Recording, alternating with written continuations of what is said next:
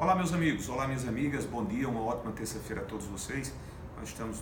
no nosso gabinete do Senado Federal, começando essa terça-feira, já tendo participado da primeira reunião da Comissão de Desenvolvimento Regional e daqui a pouco nos dirigindo para a sessão da Comissão de Assuntos Econômicos. Mas essa semana, além de outros temas que necessariamente estarão sendo levados em consideração por todos nós, um debate que diz respeito a assuntos variados, mas nós vamos nos concentrar naquele tema que desde a semana passada tem chamado a atenção de toda a população brasileira, principalmente aos que fazem direta ou indiretamente, incluídos estão as questões que envolvem o corte ou os contingenciamentos definidos e determinados pelo governo atual e pelo Ministério da Educação, que recaem sobre as instituições de ensino superior, tanto e não apenas sobre as três primeiras indicadas, a UNB, a Universidade Federal da Bahia, a Universidade Federal do Rio de Janeiro, mas agora o ministro, que recém chegou depois da substituição ao ocupante anterior, disse que esse contingenciamento, que em outras palavras significa corte, limitação de investimentos, será extensivo a todas as instituições. E isso é extremamente grave, muito grave,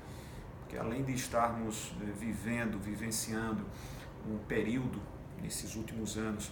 de um agravamento, um distanciamento nas faixas sociais, os indicadores da pobreza, os indicadores da extrema pobreza mostram que estamos com quase 50 milhões de brasileiros vivendo em uma ou noutra dessas faixas. Nós vamos agravando também as diferenças na formação educacional e cultural do nosso povo. E não é desta forma. Não foi já com a emenda constitucional 95, que limitou os investimentos na saúde, na educação e outras áreas essenciais, e não será com essa diminuição, numa demonstração muito mais de um sentimento revanchista por parte do presidente Jair Bolsonaro e dos que integram o novo governo, que nós iremos ter uma educação de qualidade, um ensino superior que de fato possa tornar o país uma das referências na área. De nossa parte, como já o fiz desde o primeiro momento, a reação de, junto a tantos e tantos outros sensíveis cidadãos, de nos opormos a esse posicionamento. Hoje mesmo o novo ministro da Educação estará na Comissão da Educação e